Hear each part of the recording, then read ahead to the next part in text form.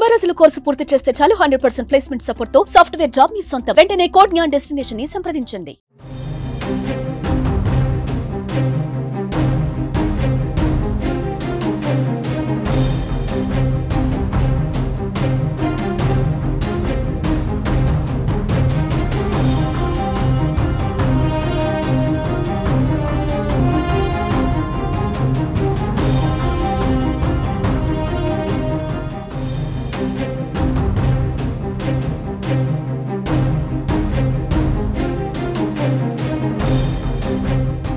ఉత్తరప్రదేశ్ రాష్ట్రం బృందావన్ క్షేత్రం వద్ద విషాదం చోటు చేసుకుంది. తెలంగాణకు చెందిన 50 మంది యాత్రికులతో ప్రయాణిస్తున్న బస్సు అగ్ని ప్రమాదానికి గురైంది. ఈ ఘటనలో ఒక వ్యక్తి సజీవ దహనమయ్యాడు. బస్సు అందులోని సామాగ్రి పూర్తిగా దగ్ధమయ్యింది. మిగతా ప్రయాణికులు ప్రాణాలతో బయటపడ్డారు. బస్సులో మంటలు వ్యాపించిన వెంటనే ఫైర్ ఇంజన్ అక్కడికి చేరుకుని మంటలను అదుపు చేసే ప్రయత్నం చేసినా ఫలితం లేకుండా పోయింది. అప్పటికే బస్సు పూర్తిగా దగ్ధమైంది. డిసెంబర్ 1న ముధోల్ నుంచి తీర్థయాత్రల పేరిట 50 మంది ప్రయాణికులు బయలుదేరారు.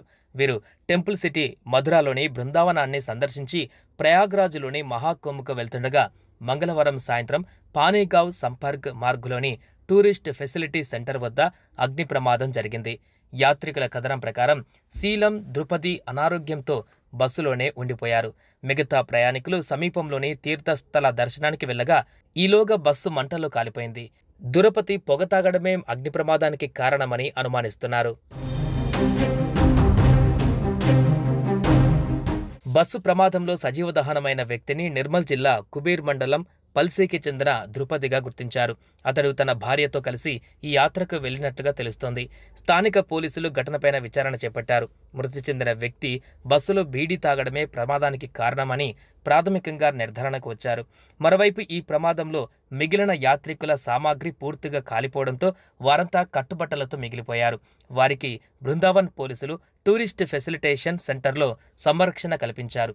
వారికి కావలసిన వసతులను ఏర్పాట్లు చేశారు.